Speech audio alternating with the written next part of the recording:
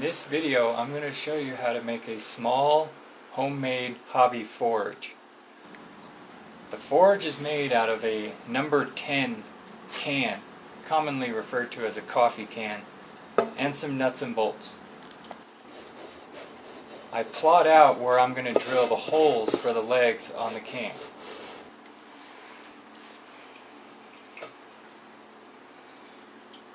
Here you can see I've drilled the holes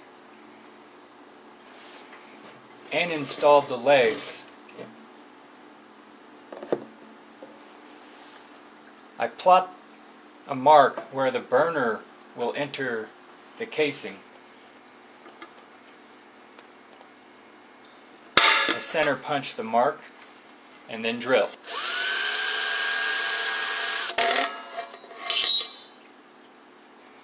A larger step bit is used to finalize the diameter. Quick test fit of the burner, looks good. With this odd pipe, you could see how the burner is going to enter the forge. This is perlite. It's a very interesting material. It's an expanded rock. It has a consistency of styrofoam. It's very insulating. Here I'm mixing in sodium silicate that I made in an earlier video. To the sodium silicate, I'm adding a small amount of plaster of Paris. The plaster of Paris serves as an accelerator by competing for the excess moisture. It will set up quicker. Here I've added the perlite and I mix until I get a consistency of wet sand. Then you just plop it into the bottom.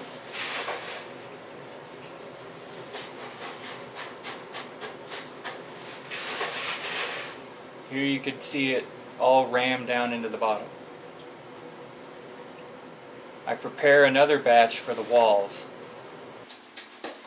With the center form and the burner form in place, I ram up the sides of the forge.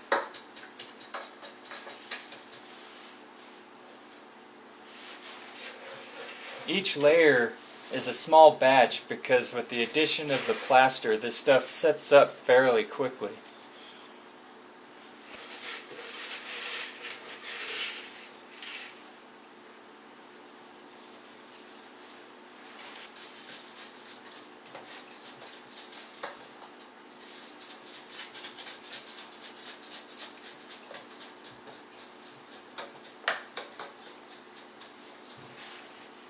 One more batch brings the refractory lining all the way up to the top.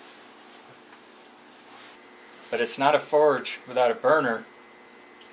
Here you see a stainless steel tube with a stainless steel strainer at the end of it.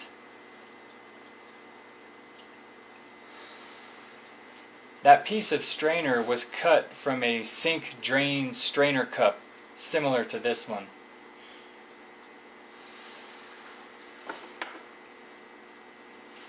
I also have a 3/8 by 2 inch brass pipe.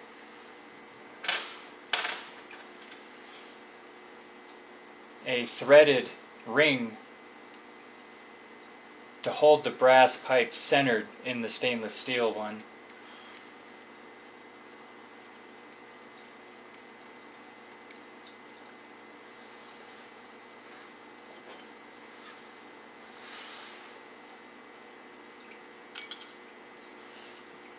As well as a 3/8 to 1/8 coupler with my primary combustion air holes drilled into the side. Essentially the same as my propane camp stove.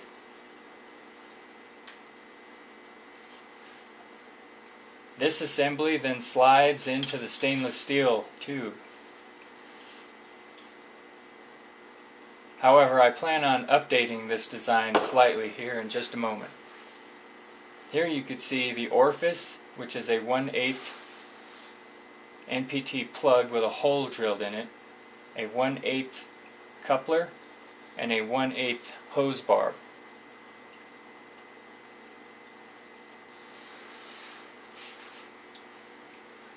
It simply screws onto the back of this assembly. The stainless steel tube is actually this apple coring tool I got for about $4. After cutting off this plastic piece, you're left with a nice large stainless steel tube. And I'm going to be using this entire length.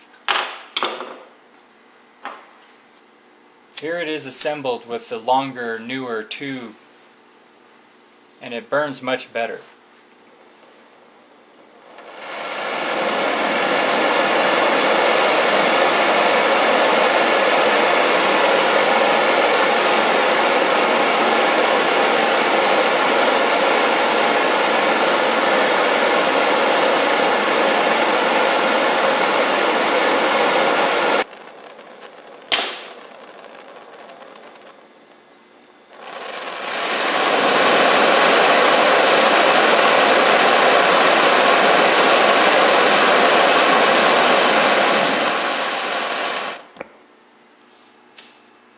Light it up.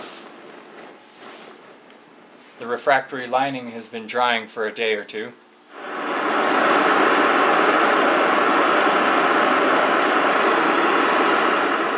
As you can see, the forge heats up very fast.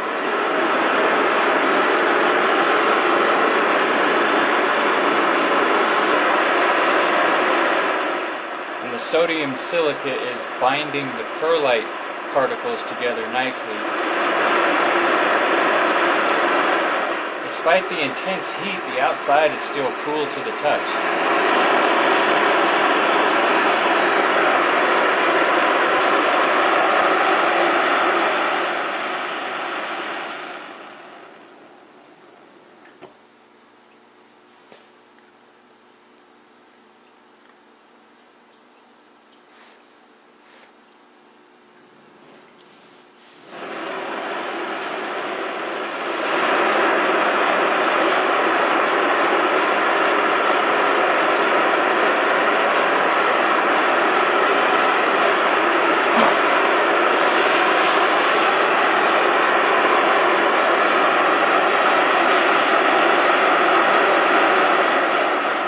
This forge can be used the way it is, however, I chose to seal the perlite with a special cement that I'm going to make now. This is sodium silicate, aluminum oxide sandblasting abrasive, and magnesium silicate, also known as baby powder.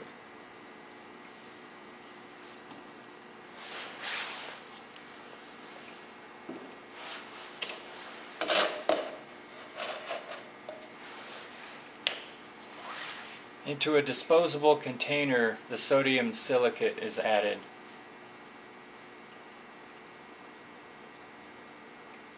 I'm not measuring anything, I'm just kind of going by consistency.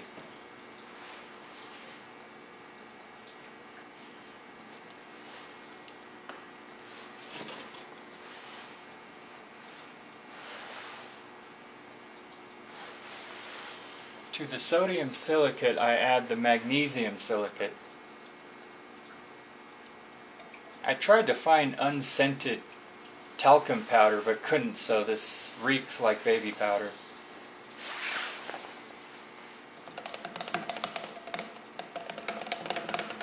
This mixture of magnesium silicate and sodium silicate has been used for temporary automotive exhaust repairs. However, I'm going to be bulking this mix up with a highly temperature resistant material. This is aluminum oxide. A very small amount of plaster of Paris is added to this mix to help speed up the curing time.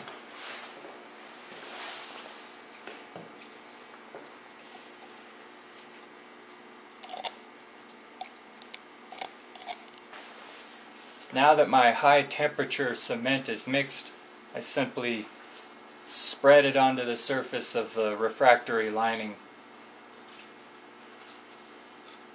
It's about the consistency of cake frosting in a similar process.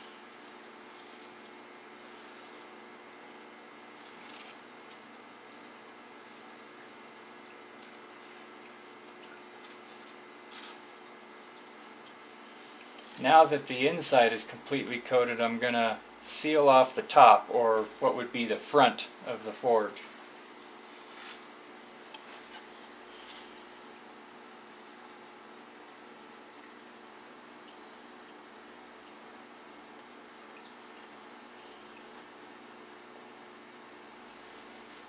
Smooth it all off and wait a couple days for this to cure. In the meantime, I've got some other high temperature projects in the works, so be sure to stay tuned for those.